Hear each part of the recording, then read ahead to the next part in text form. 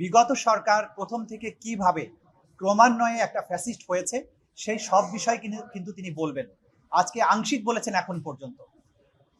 BDR হত্যাকাণ্ড, শাপলা চত্বর হত্যাকাণ্ড এবং বিচার ব্যবস্থাকে ধ্বংস করা, এই কয়েকটা উল্লেখযোগ্য বিষয় বলেছেন। হিটলার যেভাবে দমন করতেন প্রতিপক্ষকে, আগের সরকার যেভাবে প্রতিপক্ষকে দমন করতেন, হিটলারের মতো সামঞ্জস্যতা আছে, সেগুলো তিনি বলছেন।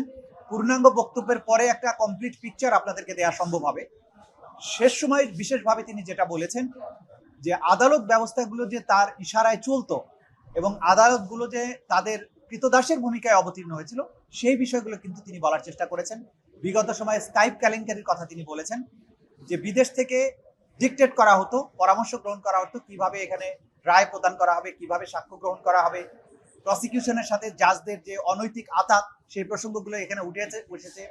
এরপরে এই ট্রাইব্যুনালের যিনি বিচারক ছিলেন, তাকে এখান থেকে রায় দেওয়ার বিনিময়ে, অর্থাৎ রায় বলতে সরকারের ইচ্ছা অনুযায়ী রায় দেওয়ার বিনিময়ে তাকে সুপ্রিম কোর্টে বিচারক হিসেবে নিয়োগ করা, প্রমোশন দেয়া, এই যে পুরো বিষয়গুলো কিভাবে একটা ফ্যাসিবাদী রেজিম এরকম একটা দানবে পরিণত হয়েছিল, সেই বিষয়গুলো তিনি বলা শুরু করেছেন। আংশিক বলেছেন, বাকিটাও বলবেন। আমরা আশা করছি যে আর খুব বেশি স্বাক্ষর দরকার হবে না। নাহিদ ইসলাম আগামীকালকে সাক্ষ্য প্রদানের কথা আছে এবং তার সাক্ষ্য গ্রহণের মাধ্যমে আর যে ফর্মাল একজন সাক্ষী আছে আমাদের, সেটার মাধ্যমে আশা করছি এই মামলার সাক্ষ্য গ্রহণ সমাপ্ত হবে।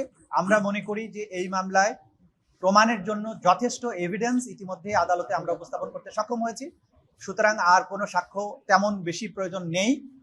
সে কারণে এই বাকি দুজনের সাক্ষ্য গ্রহণ সমাপ্ত হওয়ার পরে আমরা মামলাটি সমাপ্তির জন্য প্রেয়ার করব। তার মানে যুক্তিতর্কের জন্য হয়তো পরবর্তীর দিকে আমরা যাব আশা করি।